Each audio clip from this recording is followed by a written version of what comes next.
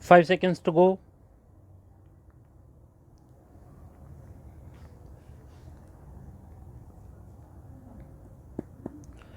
Start. It bears the invoice number and the date as well as the value of the goods. The witness of the respondent has admitted his signatures on the ST1 form, invoice and debit notes. The respondent company has only denied the signatures of its representative only on the delivery challan. The judgments referred to by the learned counsel for the respondents are not applicable in the present case. The respondents have alleged that the alleged bills have been raised on the basis of fictitious and fraudulent transactions. Since such stand was of the respondents, the onus of proof of such issue was on the respondents. Such issue necessarily implies that the raising of the invoices is not in dispute, but it was alleged that such bills are fictitious and fraudulent.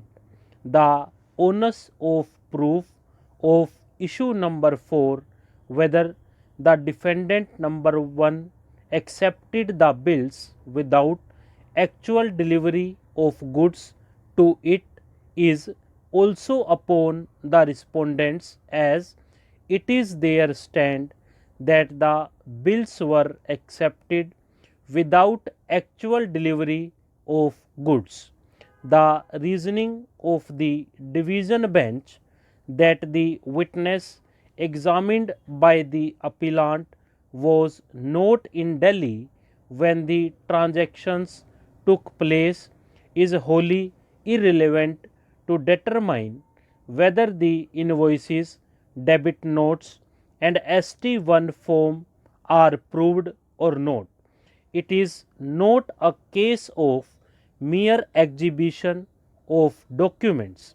Such documents were proved by a witness, as such documents were kept by the appellant in their ordinary course of business. All these documents are stamped and countersigned by the representatives of the respondents. Such documents have come from the records of the appellant. It is not necessary for the witness to be signatory of such documents, or such documents were executed in his presence. The documents were maintained in the regular course of business of the appellant. In fact, there is no dispute about the maintenance and production of such documents. The witness of the respondent has admitted the execution of all the invoices, debit notes and ST1 form which bear their stamp, and also the signatures of the authorized representative. Therefore, the reasoning given by the High Court is bare of any merit. The judgments referred to by the learned counsel for the respondents are not applicable to the facts of the present case at all. In Subra Mukherjee, it was held that a person who attacks a transaction as sham, bogus and fictitious must prove the same.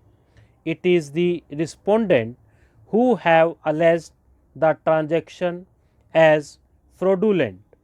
In fact, in the aforesaid case, the transaction of sale was found to be bogus, and appeal of the alleged purchasers was dismissed. Thus, the onus of proof was on the respondents, but the respondents have failed to discharge the same. Stop.